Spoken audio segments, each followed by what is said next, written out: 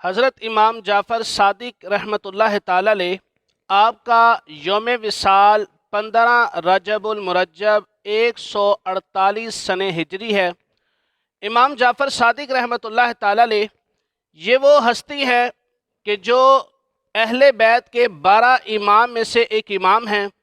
اور ان کو یہ شرف حاصل ہے کہ یہ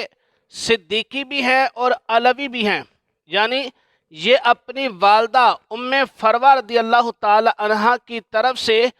جو حضرت ابو بکر صدیق رضی اللہ تعالی عنہ کی اولاد میں سے ہیں، اور اپنے والد امام باقر کی طرف سے حضرت علی المرتضیٰ شیر خدا کرم اللہ تعالی وجہ الکریم کی اولاد میں سے ہیں۔ حضرت امام حسین رضی اللہ تعالیٰ عنہ کو بیٹے ہیں امام زین العابدین، اور امام زین العابدین کے بیٹے ہیں امام باقر، اور امام باقر کے بیٹے ہیں امام جعفر صادق رحمۃ اللہ تعالی علیہ۔ آپ کو صادق کیوں کہا جاتا ہے؟ آپ کو صادق اس لیے کہا جاتا ہے کہ آپ ہمیشہ سچ بولا کرتے تھے۔ امام جعفر صادق رحمۃ اللہ تعالی علیہ آپ کے اصالِ ثواب کے لیے مسلمان جو ہے وہ کنڈوں کی نیاز کرتے ہیں، تو آپ کے اصالِ ثواب کے لیے جو فاتحہ خوانی کی جائے، جو اصالِ ثواب کیا جائے،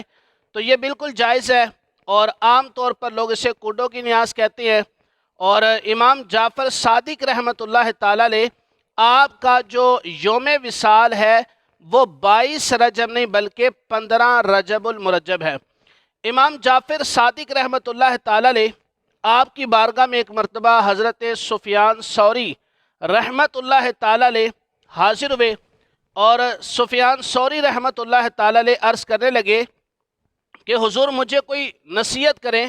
اور جب تک نصیحت نہیں کریں گے میں آپ کی بارگاہ میں بیٹھا رہوں گا۔ امام جعفر صادق رحمۃ اللہ تعالی علیہ آپ نے 3 باتوں کی آپ کو نصیحت کی۔ نمبر 1، آپ نے فرمایا کہ جب اللہ رب العزت کسی نعمت سے نوازے اور تم یہ چاہو کہ یہ نعمت ہمیشہ میرے پاس رہے، تو اس کے لیے رب تعالیٰ کا شکر ادا کرتے رہو، کیونکہ رب تعالیٰ ارشاد فرماتا ہے لَإِن شَكَرْتُمْ لَأَزِيدَنَّكُمْ۔ پھر آپ نے دوسری نصیحت یہ فرمائی، آپ نے فرمایا کہ سفیان ثوری، اگر رزق میں تاخیر محسوس کرو، تنگی رزق محسوس کرو،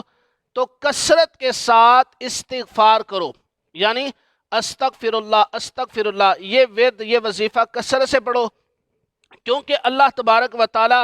قرآن مجید کے اندر ارشاد فرماتا ہے استغفروا ربکم انہ کان غفارا، کہ اپنے رب سے معافی طلب کرو کہ بے شک وہ بہت زیادہ بخشنے والا ہے۔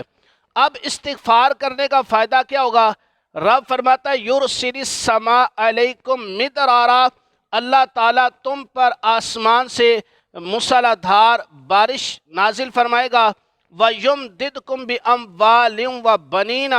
رب تعالیٰ تمہیں مال بھی عطا فرمائے گا، بیٹے بھی عطا فرمائے گا۔ اسی طرح حضرت جعفر صادق رحمۃ اللہ تعالی علیہ آپ نے سفیان ثوری کو تیسری اور آخری نصیحت یہ فرمائی، آپ نے فرمایا کہ سفیان، اگر تمہیں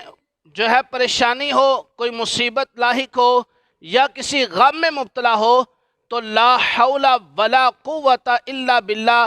اس وظیفے کی کثرت کرو، کیونکہ یہ خوشحالی کا خزانہ ہے، خوشحالی کی چابی ہے، اور جنت کے خزانوں میں سے ایک خزانہ ہے۔ تو آپ نے 3 نصیحتیں فرمائیں، نمبر 1 رب کا شکر ادا کرنا، نمبر 2 استغفار کرنا یعنی استغفر اللہ پڑھنا، اور نمبر 3 لا حول ولا قوت الا باللہ کی کثرت کرنا۔ یہ 3 باتیں امام جعفر صادق رحمۃ اللہ تعالی علیہ آپ نے سفیان ثوری رحمۃ اللہ تعالی علیہ کو بطور نصیحت بیان کی۔ اللہ رب العزت ہمیں ان باتوں پر عمل کرنے کی توفیق نصیب فرمائے، آمین بجاہ نبی الامین صلی اللہ علیہ وآلہ وسلم۔